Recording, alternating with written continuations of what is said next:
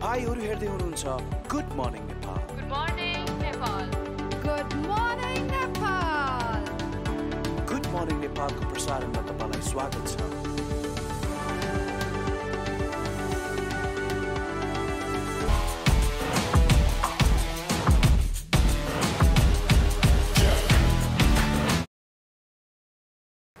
नमस्कार, good morning नेपालमा तपाईलाई स्वागत छ। म विकास थपलिया। दर्शकहरू कसैले भनेका छन् जब यो स्पष्ट हुन्छ कि तपाईले लक्ष्य प्राप्त गर्न सम्भव छैन, तब तपाईले लक्ष्य परिवर्तन गर्ने होइन, आफ्नो काम गर्ने तरिका र योजना परिवर्तन गर्नुपर्छ। त्यसकारणले गर्दा आफ्नो लक्ष्य प्राप्त जसरी पनि जुनसुकै हालतमा पनि गर्नुपर्दछ, चाहे त्यो काम गर्ने तरिका परिवर्तन गरेर होस् या योजना परिवर्तन गरेर होस्, आफ्नो लक्ष्यमा पुगी छाड्नुपर्दछ।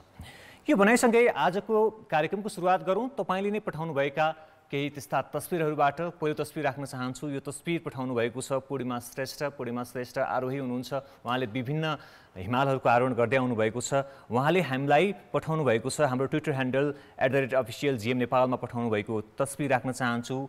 यो तस्बिरमा उहाँ लेख्नुहुन्छ, हिमाल चढ्दा के खानेकुरा खान्छन् भनेर धेरैले सोध्नुहुन्छ, म चाहिँ भात नै खान्छु भनेर उहाँले यो तस्बिर पठाउनु भएको छ। यो तस्बिर उहाँको धौलागिरी क्याम्प 2 धौलागिरी हिमाल आरोहण गर्दै गर्दाको क्रममा खिचिएको तस्बिर हामीलाई पठाउनु भएको छ। एउटा अर्थपूर्ण तस्बिर छ। यसले धेरै कुराहरू, धेरैका मानिसहरूको जिज्ञासाहरू पनि मिटाइदिएको छ। हिमाल चढ्दाखेरि आरोहीहरू के खान्छन्, के गर्छन्, उनीहरूको चाहिँ त्यो यात्राका क्रममा के हुन्छ भन्ने कुराको एउटा झल्को, एउटा जिज्ञासा चाहिँ उहाँले मिटाइदिनु भएको छ। पूर्णिमा श्रेष्ठजीलाई एकदमै धेरै धेरै धन्यवाद दिन चाहन्छु।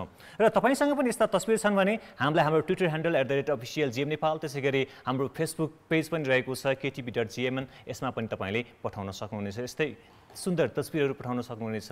अर्थपूर्ण तस्बिरहरू, सूचना, जानकारी अथवा यो कार्यक्रममा समावेश होस् भन्ने कुनै विषयवस्तु तपाईँसँग छ, तपाईँको घर परिवेशमा छन् भने हामीलाई पठाउन सक्नुहुनेछ। आउनुहोस् अब आजको कार्यक्रमको विषयवस्तुतर्फ लागौँ। आज हामी नेपाल बाहिर अमेरिकामा रहनुभएका एकजना नेपालीको विषयमा कुराकानी गर्न गइरहेका छौँ। उहाँ अमेरिका निवासी अनिश प्रधान हुनुहुन्छ। क्यालिफोर्नियामा विमान सेवा तथा विमान सम्बन्धी तालिम, विमान निर्माण एसेम्बल गर्ने काम पनि गर्नुहुन्छ। उहाँको यो जीवन यात्रा, यो व्यावसायिक यात्रा निकै रोचक रहेको छ। उहाँ काठमाडौँको ठमेलमा जन्मनु भएको थियो। काठमाडौँको ठमेलबाट अमेरिकाको क्यालिफोर्नियासम्म र क्यालिफोर्नियामा पनि विमानसँग सम्बन्धित क्षेत्रमा आफूलाई एउटा सफल व्यवसायीको रूपमा, सफल पाइलटको रूपमा, सफल विमान निर्माताको रूपमा आफूलाई उभ्याउन सफल हुनुभएको छ। उहाँसँग कुराकानी गर्दैछौँ।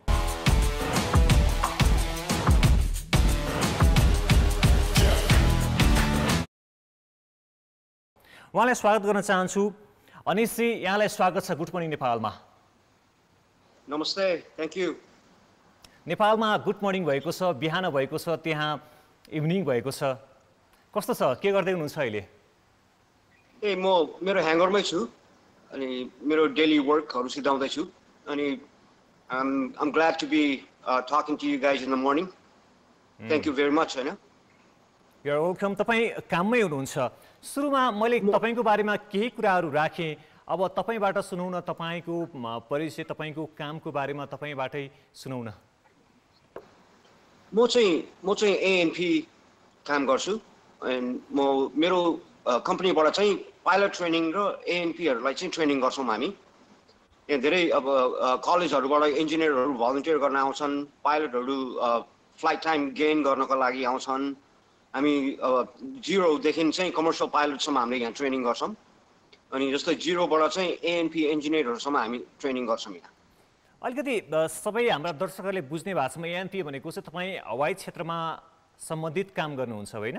विमान निर्माण गर्ने, तालिम गर्ने, विमान उडाउन, एभिएसनमा विमान उडाउन तालिम गर्ने, विमान बनाउन तालिम गर्ने, विमानहरू इन्स्पेक्सन गर्न तालिम गर्ने, त्योहरू बारेमा गर्छौँ हामी यहाँ। र तपाईँ आफ्नै विमानहरू पनि छन्, कतिवटा विमान छन्, तपाईँको कम्पनीले विमान निर्माण पनि गर्छ भनिन्छ, यो के हो? यो बारेमा बताइदिनुहोस्। हामी अहिले मेरो कम्पनीसँग 7वटा एयरप्लेन छौँ। त्यो एयरप्लेनहरू चाहिँ हामी ट्रेनिङ, फ्लाइट ट्रेनिङ, पाइलटहरूको लागि ट्रेनिङ गर्नको लागि अब यसो टाइम बिल्ड भने अब पाइलटहरूको चाहिँ कस्तो टाइम बिल्ड भनेको चाहिँ पाइलटले लाइसेन्स लिइसकेपछि उसलाई अब आवरहरू धेरै चाहिने हुन्छ त्योहरूकोमा युज गर्छौँ हामी टुरहरूमा युज गर्छौँ अनि इन्सपेक्सनहरूको सिकाउनको लागि हामी युज गर्छौँ अनि हामीले एयरक्राफ्टहरू पनि बनाउँछौँ यहीँ एक्सपेरिमेन्टल क्याटेगोरीहरूदेखि लिएर सबै बनाउँछौँ हामी यहाँ अनि अब भनौँ पुरानो एयरक्राफ्टहरूलाई लिएर आएर रिफर्बिस गरेर हामी फेरि नयाँ जस्तो पनि बनाउँछौँ यहीँ तपाईसँग रहेका त्यो 7वटा विमान तपाईँहरू आफैले निर्माण गरेको अथवा किनेर ल्याउनु भएको के हो त्यो हामीले चाहिँ यो विमानहरू सबै हामीले भनौँ नचलेको विमानहरू अब थन्काएर राखेको विमानहरू टुक्रा टुक्रा गरेर राखेको विमानहरू लिएर आएर हामीले सबै बनाएर इन्सपेक्सन गरेर अप्रुभ गरेर चाहिँ हामीले उडाउँछौँ यो बारेमा फेरि फेरि कुरा गर्छु अलिकति तपाईँको नेपाल सम्बन्धको विषयमा कुरा गर्छु नेपालमा तपाईँ कहाँ जन्मनु भयो कहाँ हुर्कनु भयो त्यसपछि नेपालबाट अमेरिका कहिले जानुभयो यो तपाईँको जीवन कथाको बारेमा पनि बताइदिनुहोस् न मेरो कुल घर चाहिँ थमेल भगवान बाल हो अनि म त्यहाँको मेरो पुस्तौली घरै थमेल हो अनि म चाहिँ नेपालबाट चाहिँ म लेट 80s अर्ली 90s मा लस एन्जलस आएको हजुर मेरो परिवार सबै यहीँ बस्नुहुन्छन् मेरो भनौँ न अब 80% परिवारहरू चाहिँ यहीँ बस्नुहुन्छन् अनि मेरो आमा चाहिँ नेपालमै बित्नु भएको हजुर म टिनेजर हुँदाखेरि यहाँ चाहिँ मेरो भाइहरू बुवा अनि मेरो काकाहरू ठुलो बुवाहरू सबै यतै बस्नुहुन्छन् के सिलसिलामा अमेरिका जानुभएको थियो तपाईँ म चाहिँ मेरो परिवारै नेपालबाट मुभ भएको लस एन्जलस अनि त्यति बेला चाहिँ म टिनेजरको थिएँ अनि त्यही बेलादेखि नै अब नेपालदेखि नै मलाई चाहिँ एयरप्लेनको बारेमा धेरै इन्ट्रेस्ट थियो म गएर हाम्रो एयरपोर्टको बाहिर हाम्रो चौरमा बसेर पहिला त खालि त्यो ठुलो पर्खाल थिएन नि त एयरपोर्टमा पहिला त खालि सानो यो के हुन्छ मेटलको जाली भएको पर्खाल मात्र हुन्थ्यो अनि एयरपोर्टको दाहिनेतिर एउटा सानो घर थियो माथि चढेर एयरप्लेनहरू हेर्न पाउने त्यहाँ गएर म हेर्थेँ होइन अनि त्यो बेलादेखि नै मलाई चाहिँ एभिएसनमा धेरै नै इन्ट्रेस्ट थियो जब लस एन्जलस आइपुगेँ त्यसपछि चाहिँ अपर्च्युनिटी भेटाएँ एभिएसनमा इन्भल्भ हुने अनि त्यही भएर मेरो चाहिँ ड्रिम नै थियो अनि त्यही आधारमा चाहिँ म आफ्नो ड्रिमको पछि दौडेर म चाहिँ अहिलेसम्म चाहिँ यहाँ आइपुगेको छु लस एन्जलसमा चाहिँ तपाईँले यही एभिएसन पाइलटिङ सम्बन्धी अध्ययन गर्नुभएको हो हजुर मैले चाहिँ पाइलटिङ र एएनपी इन्जिनियरिङ भनेको चाहिँ एयरफ्रेम भनेको चाहिँ एयरप्लेनको फ्युसलाज एयरप्लेनको बडी भनौँ न भयो अनि पावर प्लान्ट भनेको चाहिँ एयरप्लेनको इन्जिन भयो त्यो दुइटैमा मैले गरेको छु यहाँ र अब चाहिँ यो तपाईँको कम्पनीको स्थापना कसरी भयो यो कामको सुरुवात कसरी भयो यो बारेमा बताइदिनुहोस् अब चाहिँ मेरो कम्पनीको स्थापना चाहिँ अब भनौँ न मैले यो मेन्टेनेन्स इन्सपेक्सनहरू गरिरहेको चाहिँ झन्डै 12-15 वर्ष भइसक्यो अनि अहिले चाहिँ आएर 1.5 वर्षदेखि अगाडिदेखि चाहिँ हामीले चाहिँ पाइलटहरूलाई ट्रेनिङ गर्न सुरु गऱ्यौँ अनि त्यो चाहिँ किन भन्दाखेरि चाहिँ मैले धेरै स्कुलहरूसँग मैले हेरेको थिएँ अनि मलाई चित्त बुझिरहेको थिएन कसरी ट्रेनिङ गर्छन् तिनीहरूले अब कति टाइम बिताउँछन् त्यो कुराहरूमा मलाई चाहिँ चित्त बुझाएको थिएन त्यही भएर अब आफैले गर्नु पर्यो आफैले सिकाउनु पर्यो आफैले आफ्नै उसमा प्रोग्राममा चाहिँ गर्नको लागि चाहिँ मैले आफ्नै स्कुल खोलेको हो यो अहिले चाहिँ हामीसँग लगभग 6 जना जति स्टुडेन्टहरू चाहिँ रेगुलर छन् आइरहेको हामी नेपाली बहिनीहरू पनि आइरहेछन् अहिले ट्रेनिङ गर्न एकजना बहिनी चाहिँ नेपालको डोल्पादेखि आइपुगेका छन् नेपालको डोल्पाबाट आएछन् एकजना बहिनी अनि ऊ बहिनीलाई चाहिँ हामीले ऊ चाहिँ अहिले प्राइभेट पाइलटको ट्रेनिङ गर्दैछन् हामीसँग उसको चाहिँ गोल चाहिँ कमर्सियल पाइलट गर्ने छ हामीसँग हामी उसलाई पनि हेल्प गर्दैछौँ यहाँ अनि धेरै जस्तो यङ मान्छेहरू चाहिँ आइरहेछन् अहिले ट्रेनिङ गर्नको लागि अनि चाहिँ तपाईँसँग कस्ता प्लेनहरू छन् तपाईँ यो प्लेनबाट तालिम पनि गराउनुहुन्छ यो तालिम कस्तो हुन्छ यो पनि बताइदिनुहोस् हाम्रो चाहिँ अब हामीसँग भएको एयरक्राफ्टहरू चाहिँ पाइपरको PA-140, 160 छन् सेस्नाको 172, 152, 182 छन् अनि ग्रमनको चाहिँ ग्रमन अमेरिकन र ग्रमन टाइगर भन्ने एयरक्राफ्ट छन् अनि हामीले चाहिँ सुरुवातदेखि नै भनौँ न अब जिरो भनेपछि उसले केही थाहा नभएको मान्छेहरूलाई चाहिँ जिरोदेखि हामी चाहिँ पहिला प्राइभेट पाइलटसम्म ट्रेनिङ गर्छौँ त्यसपछि टाइम बिल्ड गरेर इन्स्ट्रुमेन्ट भन्ने चाहिँ रेडिङको ट्रेनिङ गर्छौँ त्यसपछि चाहिँ कमर्सियलको ट्रेनिङ गर्छौँ भन्दा लगभग कमर्सियल पुग्दाखेरिसम्म चाहिँ पाइलटको चाहिँ झन्डै 250 देखि 300 जति आवर भइसकेको हुन्छ। र अमेरिकामा चाहिँ व्यक्तिगत यात्राको लागि पनि प्लेनको प्रयोग गर्ने गर्दछन्, यो बारेमा पनि बताइदिनुहोस्। त्यहाँका जस्तो लाइसेन्स लिएर प्लेन आफ्नो व्यक्तिगत प्रयोजनको लागि पनि लाने चलन छ। तपाईँको प्लेनहरू चाहिँ कस्ता कस्ता काममा प्रयोग हुन्छन्, कस्ता कस्ता मानिसहरूले प्रयोग गर्छन्, यो बारेमा बताइदिनुहोस् न। अलिकति नेपालीहरूको लागि, हामीहरूको लागि चाहिँ अलि रोचक कुरा, अनौठो कुरा हुनसक्छ यो। हामीले भनौँ न, अब लस एन्जलसमा हामी चाहिँ एयरप्लेनहरू पाइलट लाइसेन्स भएको मान्छेहरू चाहिँ गाडी जस्तो युज गरिदिन्छ होइन। किन भन्दाखेरि भनौँ ट्राफिकमा अड्केन होइन, 3-4 घन्टा लाग्ने बाटो 45 मिनटमा पुगियो होइन। भनौँ धेरै जस्तो मान्छेहरू चाहिँ 150-200 माइल टाढा बस्छन्, अनि कामको लागि त उनीहरूलाई त एक दिनमा 300 माइल जति गाडी कुदाउनु पर्ने भयो। अनि धेरै जस्तोहरूले चाहिँ पाइलट लाइसेन्स निकालेर भरे त्यो 150 माइल त होइन 45 मिनटमा पुग्ने भयो। त्यही भएर त्यस्तोहरूमा पनि युज गर्छौँ। अब भनौँ म चाहिँ यो क्यालिफोर्नियाको जताततै इन्सपेक्सनहरू गर्नको लागि पुगिरहेको हुन्छु। अब गाडी कुदाएर त भ्याइन्न, 1 दिन लाग्ने हुन्छ मलाई एउटा कुनाबाट अर्को कुना जान। अब एरोप्लेनमा गयो भने चाहिँ 1.5 घन्टामा पुगिन्छ, म 2 घन्टा जतिमा पुगेर घर आइपुग्न मिल्छ। त्यही भएर त्यस्तोहरूमा चाहिँ धेरै प्रयोग गर्छु। तपाईँको यो जुन क्षमता छ, यो अनुभव छ, यो एभिएसन सेक्टरमा लामो अनुभव छ, यो नेपालको लागि पनि धेरै उपयोगी हुनसक्छ। म यो कुरा तपाईँसँग जोड्छु, यो कुराकानी नेपाललाई कसरी जोड्न सक्छौँ, हामी तपाईँलाई नेपालसँग कसरी रिलेट गर्न सक्छौँ भन्ने कुरा पनि जोड्छौँ। एउटा सानो ब्रेक लिन्छौँ, ब्रेकपछि फेरि तपाईँसँग कुराकानी गर्न आउँछौँ।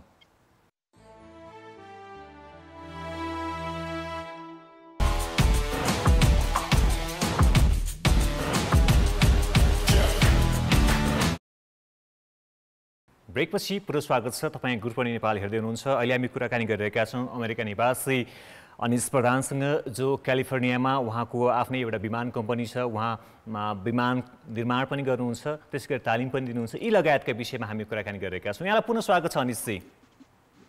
Thank you. अघि तपाईँको अनुभवलाई, तपाईँको क्षमतालाई नेपालमा प्रयोग गर्न पाए कति राम्रो हुन्थ्यो भन्ने विषयमा म कुराकानी जोड्न चाहिरहेको थिएँ। त्योभन्दा अगाडि चाहिँ जस्तो तपाईँले अघि त्यहाँका अमेरिकाका मानिसहरूले, नागरिकहरूले चाहिँ आफ्नो यात्राको लागि पनि, दैनिक यात्राको लागि पनि यस्ता एयरक्राफ्टहरूको प्रयोग गर्छन् भन्दै हुनुहुन्थ्यो। नेपालमा पनि खास गरी एयर एम्बुलेन्सको लागि चाहिँ हेलिकप्टरहरू एकदमै बढी आवश्यक छ, किनकि दुर्गम ठाउँहरू छन्, त्यहाँ 4 पाङ्ग्रे सवारी साधनहरू जान एकदमै कठिन अवस्था छ।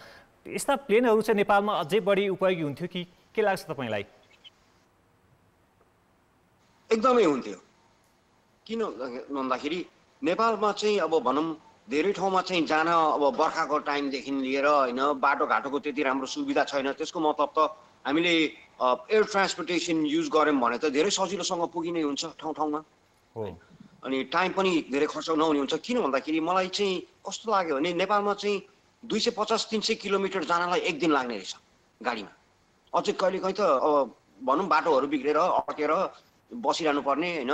अब त्यस्तो कुराहरूमा भनौँ अब एम्बुलेन्सहरूदेखि लिएर रेस्क्यु एफर्टहरूदेखि लिएर इमर्जेन्सी रेस्पोन्सहरूदेखि लिएर त्यस्तोहरूमा त धेरै सुविधा मिलाउन सकिन्छ हामीले एभिएसनमा। अनि चाहिँ अब यो कुरा गर्दाखेरि अब के तपाईँको जस्तै कम्पनी नेपालमा स्थापना गर्न कतिको सम्भव छ? यहीँ तपाईँले जसरी गरी प्लेन निर्माण गर्नको लागि, त्यो चलाउने पाइलटहरूलाई तालिम दिनको लागि, त्यो निर्माण गर्ने जनशक्ति तयार पार्नको लागि कतिको हामी सक्छौँ, के लाग्छ तपाईँलाई? एकदम पोसिबल हुन्छ यो नेपालमा। किन भन्दाखेरि नेपाली यङ जेनेरेसनहरू चाहिँ एभिएसनमा धेरै इन्भल्भ हुन खोजिरहेछन्। अनि अर्को कुरो चाहिँ के भन्दाखेरि अब भनौँ नेपालमा ट्रान्सपोर्टेसनहरू एकदम बढाएको छ होइन। Next step for the transportation भनेको त अब हवाईजहाजहरू हुन्छ, प्राइभेट हवाईजहाजहरूदेखि लिएर रेन्टलहरूदेखि लिएर सबैहरूको व्यवस्था भयो त सबै युज भइरहेको हुन्छन् नि डेली बेसिसमा। त्यसको मतलब त हजुर अनिसजी सबैको कुरोहरू बढ्ने हुन्छ नि हो। बाहिरबाट माथि ल्याउनु पर्न कामलाई नेपाली हाम्रो नेपालीहरूलाई नै ट्रेनिङ गरेर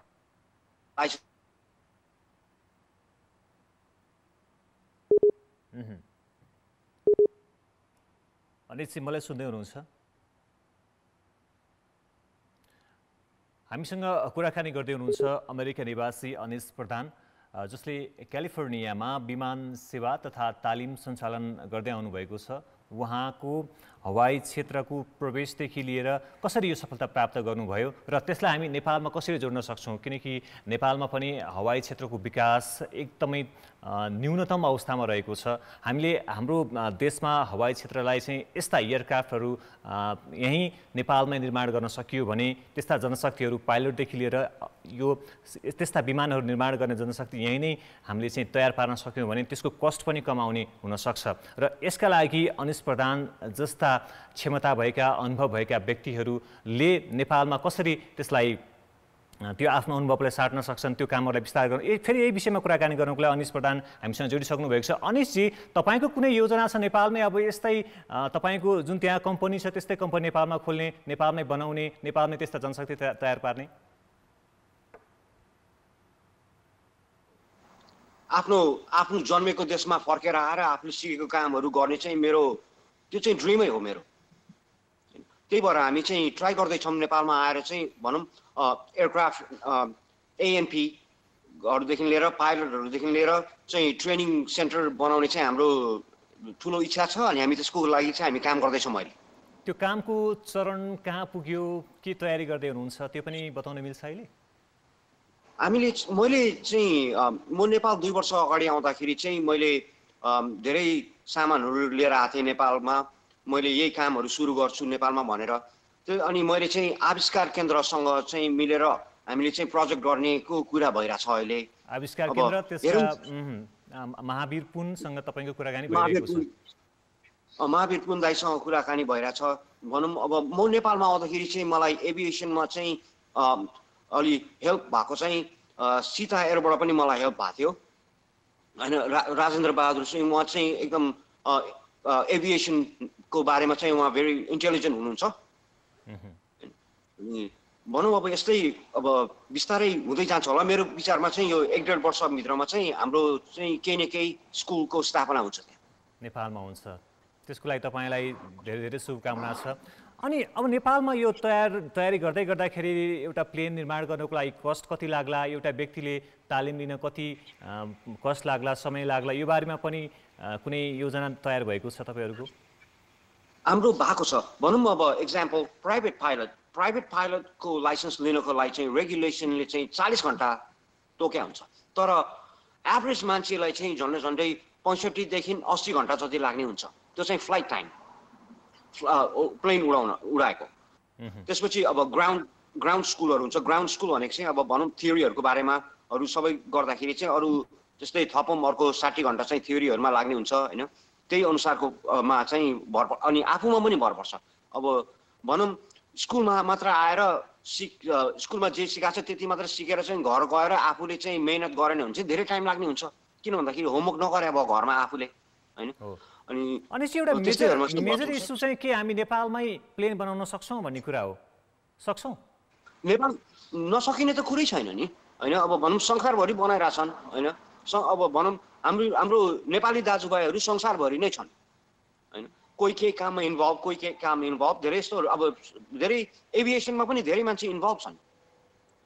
त्यही हामीले गऱ्यौँ भने त नेपालमा पनि त्यही हुने भयो होइन। नगर्न सक्ने त कुरै छैन नि केही पनि। भनेको तपाईँले स्थापना गर्ने जुन स्कुल छ, एयरक्राफ्ट स्कुल छ, त्यसमा चाहिँ यस्ता प्लेनहरू एसेम्बल पनि हुन्छ, ट्रेनिङ पनि दिनुहुन्छ, त्यस्ता इन्जिनियरहरू तयार पनि पार्नुहुन्छ हो? हजुर, पाइलटदेखि लिएर इन्जिनियरहरूदेखि लिएर सबै हामी चाहिँ एभिएसन बारेमा चाहिँ सबै कुरोहरू हामीले तयार गर्न सक्छौँ। र अन्तिममा तपाईँलाई केही भन्नु छ हाम्रा नेपाली दर्शकहरूको लागि? हाम्रो समय एकदम अन्त्यतिर छ, केही भन्न चाहनुहुन्छ? तपाईँलाई हेर्दै हुनुहुन्छ जसले, उहाँहरूलाई केही भन्दै हुनुहुन्छ? मैले चाहिँ नेपालमा धेरै यो यङ जेनेरेसनहरू चाहिँ धेरै इन्टेलिजेन्ट मान्छेहरू देखेको छु। त्यसको मतलब हाम्रो नेपालमा चाहिँ हाम्रो भनौँ न अब यो मोडर्न तरिकाको प्रगतिहरू चाहिँ सुरु भइरहेछन्। अब त्यही बाटोमा मात्र लाग्नुपर्छ होइन। अनि भनौँ न आफूलाई इच्छा भएको कुरामा चाहिँ टाइम बिताउनुपर्छ। आफूलाई इच्छा भएको कुरामा चाहिँ मेहनत गऱ्यो भने चाहिँ जे पनि गर्न सकिने रहेछ जिन्दगीमा। पक्कै पनि। अनिशजी, तपाईँको जुन कथा छ, तपाईँको सफलताको कथा छ, यो धेरैको लागि एउटा प्रेरणाको विषय बन्न सक्छ। तपाईँको यो समयको लागि, यो कुराकानीको लागि धेरै धेरै धन्यवाद दिन चाहन्छौँ। Thank you very much. धेरै धन्यवाद होइन। Thank you for your time. अनि अब भनौँ न नेपाली जनताहरूलाई नि thank you very much for taking your time आफ्नो मेरो लागि टाइम दिनुभएकोमा धेरै धन्यवाद। हस्, धन्यवाद। उहाँ हुनुहुन्थ्यो अमेरिका निवासी नेपाली अनिश प्रधान, जसले क्यालिफोर्नियामा विमान सेवा तथा तालिम सञ्चालन गर्दै आउनुभएको छ। उहाँको यो व्यावसायिक कथाका विषयमा कुराकानी गऱ्यौँ। आजको लागि समय सकिसकेको छ। भोलि फेरि फरक विषय प्रसङ्ग लिएर हामी उपस्थित हुने नै छौँ। तबसम्मको लागि बिदा दिनुहोस्। नमस्ते, शुभ दिन।